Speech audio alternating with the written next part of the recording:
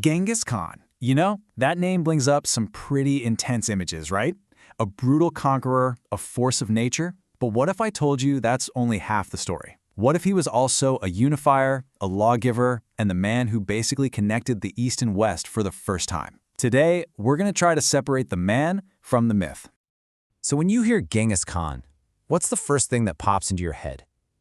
Probably a ruthless warlord on horseback, right? A storm of destruction sweeping across the land. And look, that's definitely part of it. But the real story is so much more fascinating and frankly, full of contradictions.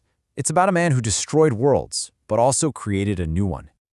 And this, right here, is the paradox at the very heart of his legacy.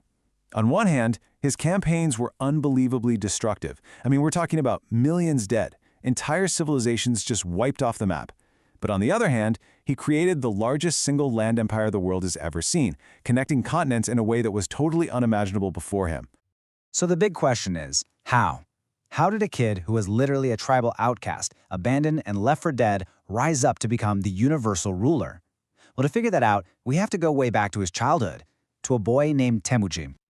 All right, let's dig into his early life. Because the story doesn't start with power or glory.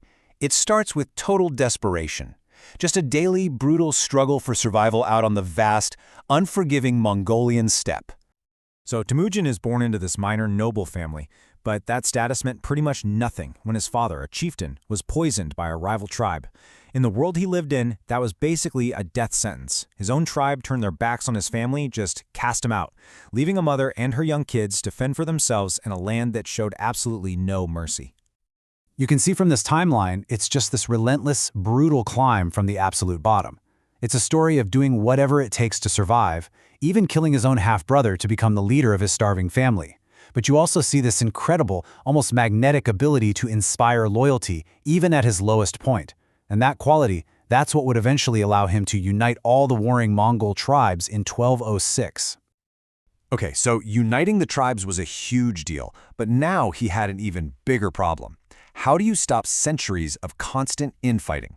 How do you forge these warring clans into a single nation that won't just tear itself apart the minute you turn your back? And this oath, this is the secret sauce. He swore this when he was at his absolute weakest, right after a huge defeat. And he made this promise not to a single tribe, but to this scrappy, diverse group of followers from 9 different clans. We're talking Christians, Muslims, Buddhists, all in there. They weren't bound by blood anymore, but by their fierce loyalty to him. And that right there became the blueprint for his entire empire. So in 1206, everyone gathers for this huge assembly, a Kurultai, and he's officially proclaimed Genghis Khan. But he knew a fancy new title wasn't going to be enough. To really stop the old rivalries from flaring up again, he had to basically tear down the old Mongol society and build something completely new from scratch. And this is where his true genius shines through. He didn't just conquer with armies, he built his empire on revolutionary ideas. He created a new kind of society, a machine, really, built for loyalty and non-stop expansion. What he did was, honestly, a total social revolution. First, he just smashed the old tribal system. He took warriors from defeated clans and mixed them in with his own men. Suddenly, your loyalty wasn't to your old tribe, it was to the Mongol state. Second, he created a real meritocracy. It didn't matter who your dad was. All that mattered was your skill and your loyalty to him. And third, he organized everyone into this decimal system. The entire nation was now one big, disciplined, integrated army. Now, at the very center of this new state was the Keshig, and this was just brilliant. It wasn't just his elite bodyguard, it was a military school, it was the government's head office, and it was a clever tool for control. He made the sons of all his commanders serve in it, so he was training the next generation of leaders, while also, let's be honest, holding them as very valuable hostages to make sure their dad stayed in line. So with this new, unified, and incredibly disciplined Mongol nation at his back, Genghis Khan turned his gaze outward, and the world was about to change, forever. He just unleashes this series of relentless campaigns that completely redraw the map of Asia.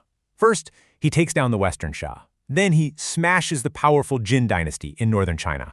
And with his eastern flank totally secure, he turns his army west toward the great empires of Central Asia. It was the invasion of the Khwarazmian Empire that really sealed his terrifying reputation. See, when a Mongol caravan was murdered by a local governor, Genghis sent diplomats to demand justice. The Shah's response? He killed one of the envoys and shaved the beards off the other two, a massive insult.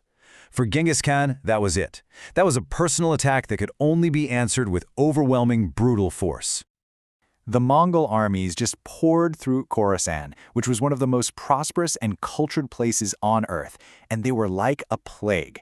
Cities that resisted were just systematically erased. I mean, Samarkand and Bukhara, centers of learning and trade, they were conquered. But places like Nishapur and Merv, they were totally annihilated, their people massacred. It was strategic terror, designed to break the will of anyone who even thought about standing against him. And yet, and this is the crazy part, out of all that brutal destruction came this era of unprecedented stability. For the first time ever, one single power controlled the entire Silk Road from end to end. They called it the Pax Mongolica, the Mongol Peace, and it made travel and trade safer than it had ever been, which sparked this massive exchange of goods, technology like gunpowder and the compass, and ideas between Europe and Asia. Genghis Khan died in 1227. He was still on campaign against the Western Xia, the very first people he conquered as Khan. And he left behind a world that had been violently and permanently reshaped by his will. So how are we supposed to make sense of this guy's legacy? He was the destroyer who burned cities to the ground and was responsible for the deaths of millions. He was also the unifier who brought law and order and connected a huge chunk of the globe. You know, in modern Mongolia, he's revered as the founding father of the whole country.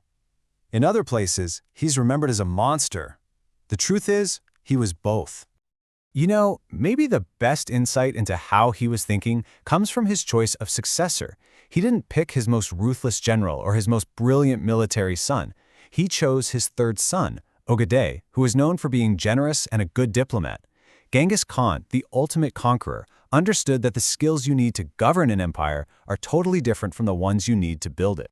Ultimately, his story forces us to wrestle with one of history's most uncomfortable questions. Can a new world be built on the ashes of an old one? Can progress ever justify that level of destruction? There are no easy answers here. And that is why the story of Genghis Khan, the man who destroyed worlds to create a new one, continues to fascinate and horrify us almost 800 years later.